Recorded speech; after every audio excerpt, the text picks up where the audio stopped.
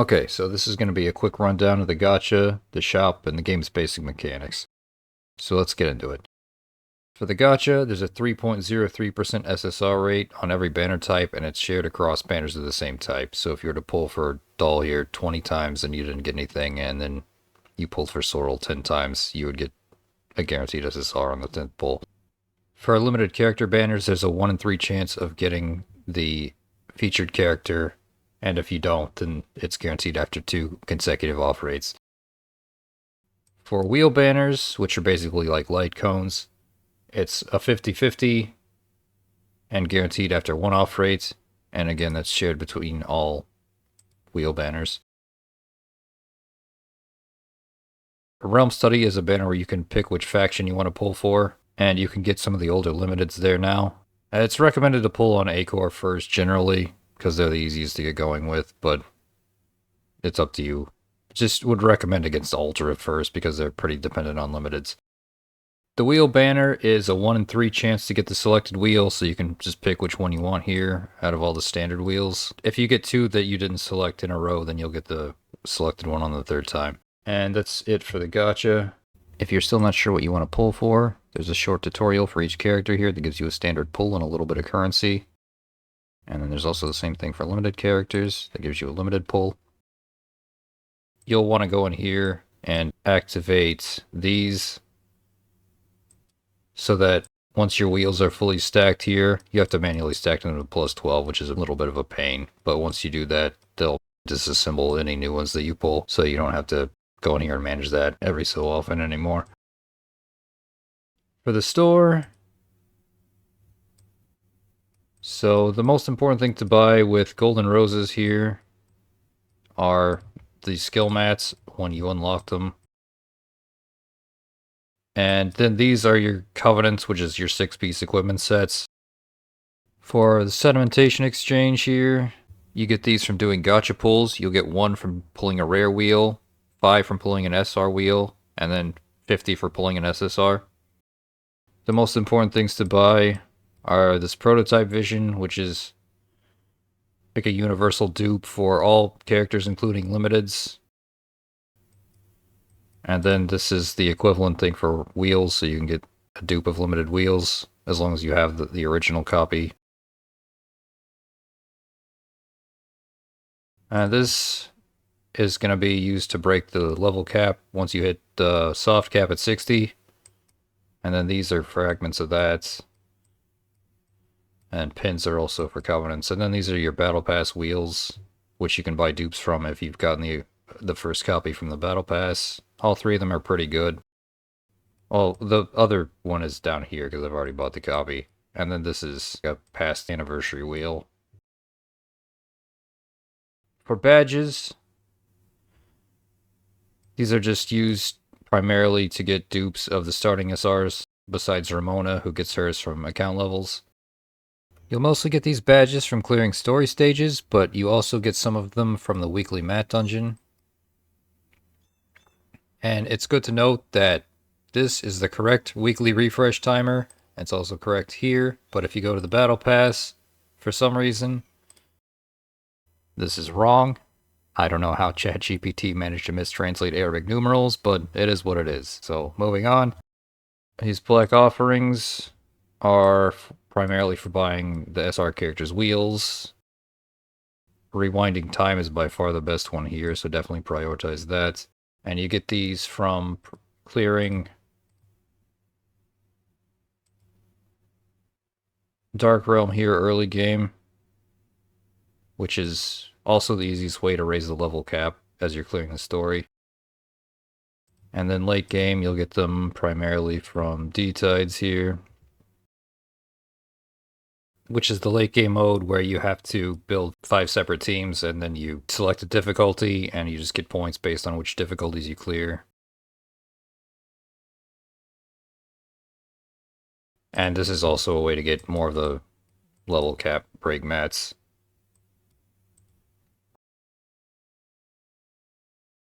These D-Jewels here are for buying dupes of the welfare characters that you get as you progress through the story. And there's not really a clear best here. And then these are their wheels. So you get these from doing Phantasmal Dive here, which is a daily dungeon. You can also get them from PvP here. So it just takes whichever you rank higher in and gives you rewards corresponding to that. This is just going to be your monthly pass. And these are mostly whale packs. There's some that are like a one-time thing that are decent value, but then these, the resets with every patch, are not super great value unless you're just buying out everything. This is the battle pass. If you're going to spend money on the game, this is the best place to do it since you can get those exclusive wheels. If you're a small spender, I'd recommend going for Falling Sun. It's a good generic attacker wheel, so you can replace a lot of characters' signature wheels with it without having to pull for them, but the other two are pretty good too. So for events, we have these stages, and you want to clear the highest level that you can, because it's the most efficient use of stamina. But even if you're not clearing the highest level, it's still a lot more efficient than just farming outside of the events. And then also we have these madness stages. That is a one-time clear, and it doesn't take any stamina to attempt. You can use support characters for this from other people, which is a good idea for pushing hard stages, and you can also use your revives here, so just go nuts with those, and you should be able to clear probably level 65 even as a fairly new player. And we have this bonus for event currency for how many copies of the event character and their wheel you have, and also how many copies of the SR wheel you have, so you want to stack your SR wheel as quickly as possible.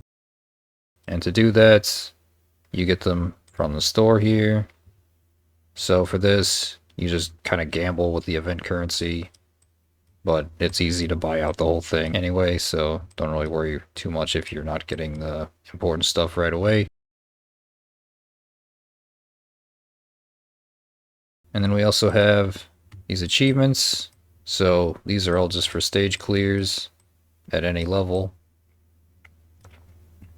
And then these are for using the different realms. And if you're using mixed realm teams, it'll count for both. And then these are just for clearing the madness stages. And again, use your support characters and revives here. And that's pretty much it. We also have reality starting points here, which you can use to unlock previous events. And it doesn't give you all the event stages, but you can at least play through the event stories and get the silver key ability that you get from doing that. We also have these shorter stories that aren't really tied to any events, but also have a silver key connected to them at the end.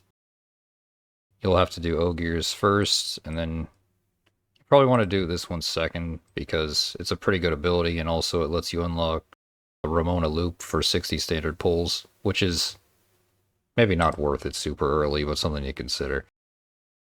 And the other place you can spend them is just on these little kind of gimmicky scenes from getting a character's affinity to 10, and you just get like a standard pull from it. So now let's talk about character stats. These three stats here are going to be what determine your skill values. So Constitution applies to healing skills, and it also determines how much HP the character contributes to the team. Attack is going to be your attack skills, obviously, and also your poison and counter skills. And then defense applies to shielding skills. Crit rate and crit damage are pretty self-explanatory. Here we just have a 5% chance to do 50% extra damage. Alamus recharge determines the value that the Alamus gauge will reset to after using your character's ultimate. And it does get diminishing returns, so you don't want to stack too much of it most of the time. And then silver key recharge determines how much the character's skills will refill the silver key meter in the bottom left relative to their cost, and it also gets diminishing returns. And then these four stats here are team stats, so we'll talk about them in a minute. And then you can see here that leveling skills, which you'll unlock the ability to do partway through the campaign, will just increase their scaling, and also if they generate Alamus, it will increase the amount. And then we have Enlightens, which are bonuses that you get for getting extra copies of a character, and they modify the character's skills. So if we look at Nautilus E2 here, you'll see that her Do Not Enter skill gains prep 1, which means that it stays in your hand at the end of the turn and reduces its cost by 1, so you'll be able to play it cheaper next turn. After these initial 3, then you'll get small stat bonuses up until you get a total of 8 copies of the character. So it'll be this here, which is referred to as +4. And then you unlock the character's Overexalt, which is an improved version of their ultimate.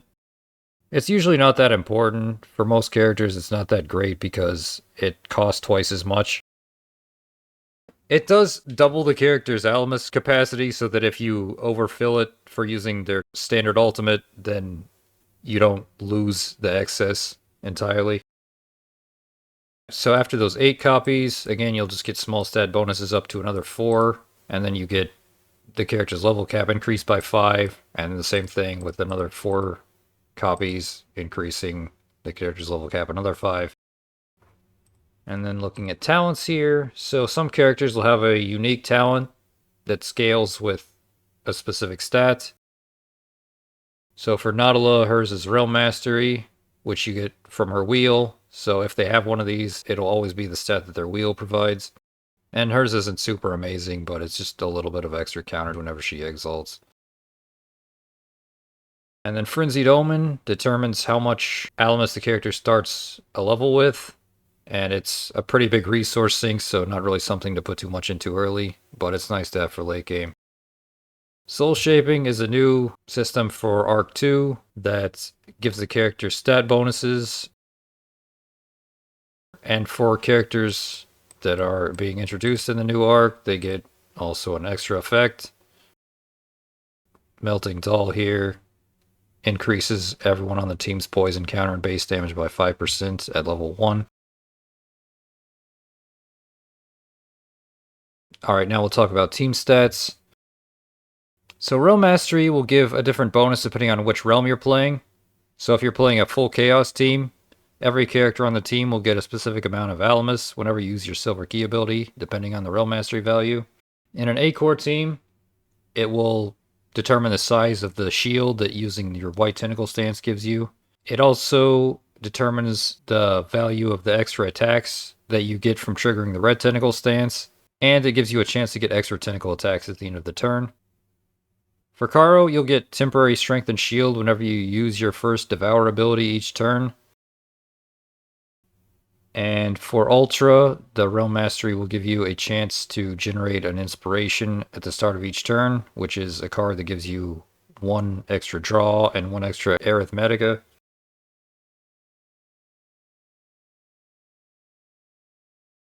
And then Strong Attack is a percentage increase to all base damage values, including poison and counter. Black Sigil Drop is just extra money at the end of fights that you use to buy relics within levels.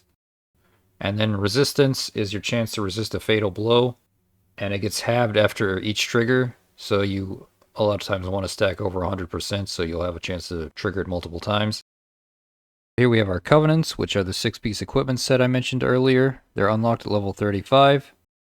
They're where a lot of your stats come from. You won't initially have the ability to level them or roll substats, but you unlock those later on. And they'll give you an extra effect at 6 for the full set. And then these are your wheels. So you can only use 1 SSR wheel normally, but if you have one at +12, so 16 copies, you can use 2, which is a reasonable long-term goal for a free-to-play player. Here we are in a mid-level Dream Dive. Before we get into realm-specific mechanics, let's go over a few global ones first. So here we have 70 strength. That means that each hit we do has 70 damage added to it before crit is applied. And that means each individual hit of multi-hitting attacks will get that. And then some skills also have a multiplier, where they get more than 1 times for a single hit. So here we have G. Ramona's Sword of Destiny. You'll see that it has a 3 times effect that increases each time we use our Silver Key ability.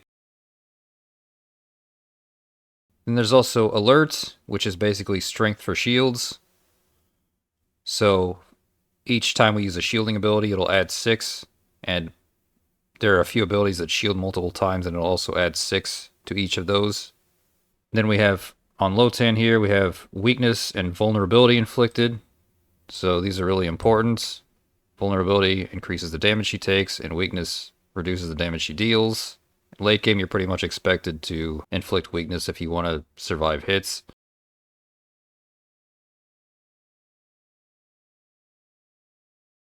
And then we also have 19 temporary power reduction, which is basically the inverse of strength. So each individual hit that she does will have its damage reduced by 19. And for our realm-specific mechanics here, this is a full Chaos team, so we can charge our Silver Key ability twice here. So it's like purple there, which means it's 2 bars. Now it's down to 1. So when we use it for the second time, instead of using the ability we selected, we can choose any of the ones that we've unlocked to use.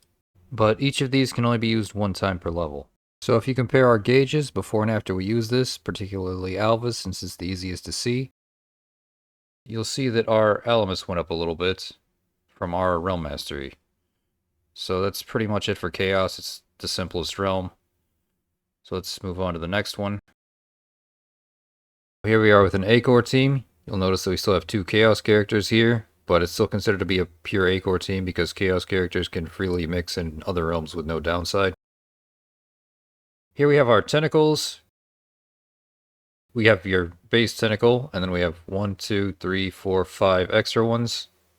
You can make more tentacles with certain abilities, like 24 in Aequor. You can use this. And then now we have an extra one. You can also change your tentacle stance.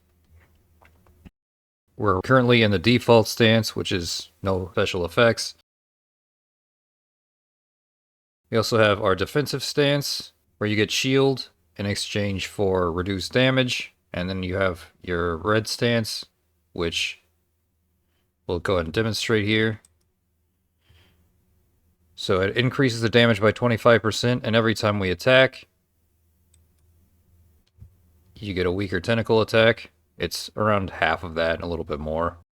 The downside of red stance is that you lose 1 tentacle at the end of the turn. But tentacles can also crit, and they use the combined total of every character's crit chance and crit damage divided by 2. There are also skills that scale with tentacles. Most of them scale with tentacle damage, but Goliath here has a skill that actually scales with the number of tentacles, where he gains a power multiplier that increases with your number of tentacles, although he doesn't need an extra dupe to do that. This is the Caro team. First, we have the Crimson Furnace here, which is a reserve of healing that refills a small percentage of your team's max HP at the end of each turn, depending on how many Chaos characters you're running, so you'll pretty much always want to run at least 1. It also refills a larger amount at the end of battles, and Salvador in particular has a couple of abilities that can refill it.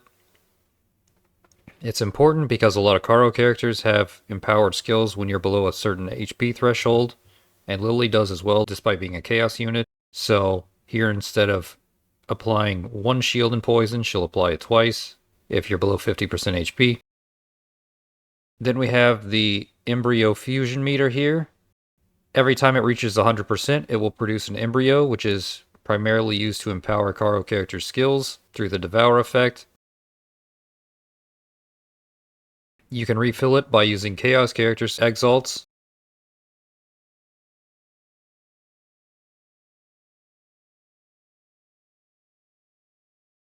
And also by using certain skills. So Agrippa here has a skill that doubles it. So 97 times 2 would be 194. So you get an embryo and then 94 meter back. Most skills, though, are just percentage based. So like her other skill is just a flat 20%.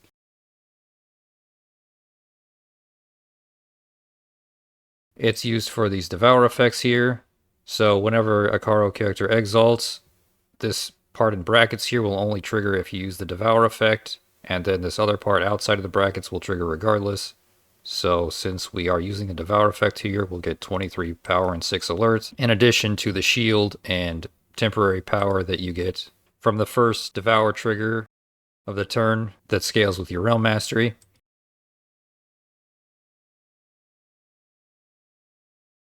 You can also use embryos just to refill your elements gauge. So we can do this, and it also gives you 10% crit to the whole team for each one that you use. If we use an Exalt without the Devour effect, we won't gain this 14 elements for the whole team, but it'll still trigger this part. So we still get to duplicate a card a couple times.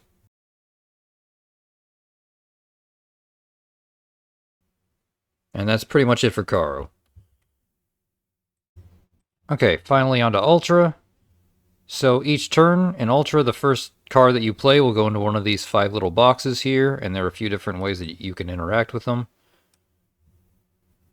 So the simplest is just to click this, and then you'll remove the leftmost to exchange it for an inspiration. This is useful if you want to delay your Ultra turn, or if you're just really desperate and trying to hold on, you need all the resources you can get.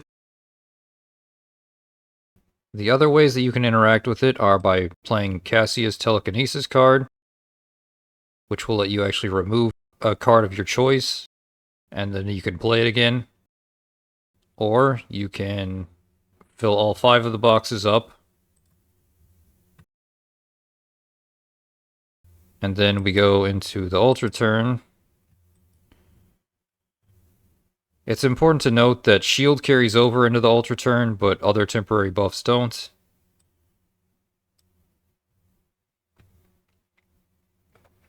And when you use the Ultra turn, a lot of Ultra characters' cards have an extra effect that triggers if they're the first card played for the turn. And in Ultra turn, that effect will trigger on every card that has it. So here, instead of gaining 5 power, we'll gain 25, but it's temporary.